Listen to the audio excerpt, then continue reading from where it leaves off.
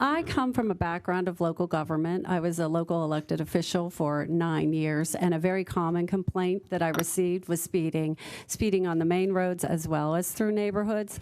And there just wasn't an effective tool for our police officers to really control that, to educate drivers about the speed limits. And I really see this as a tool to do that, to educate drivers for the purposes of safety. I do not think it is fair that we are excluding part-time police officers. Again, that's already been mentioned. They have the same training as a full-time police officer. I'm fortunate that I come from a community that has a large full-time force, and all the departments in my district are full-time as well.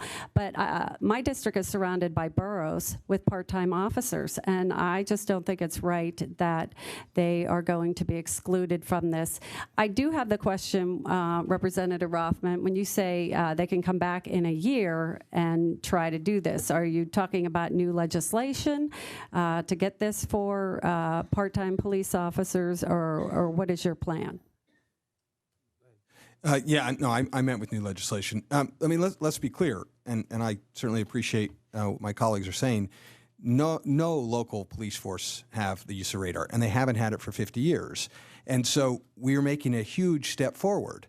So and I will, if I recall, one of the objections in order to help get votes from many of the rural legislators was they didn't want this to apply to their area. I mean, this is, while this makes a lot of sense to me, there are still lots of people who did not think that they did not want radar in local areas. So if what my amendment does is get us to the point where we can have a bill, and then we can show those who object to local municipalities using police force using radar that it can be done responsibly and that it does change behavior.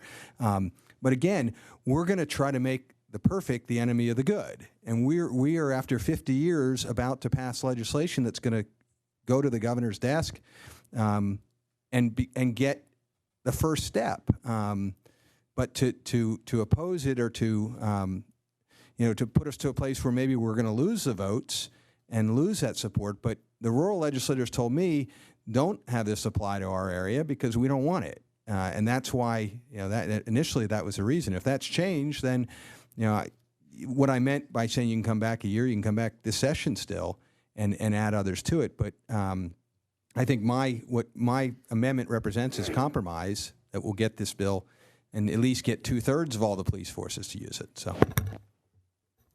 Thank you. Well, I will be supporting it on behalf of all my former colleagues at the Allegheny League of Municipalities.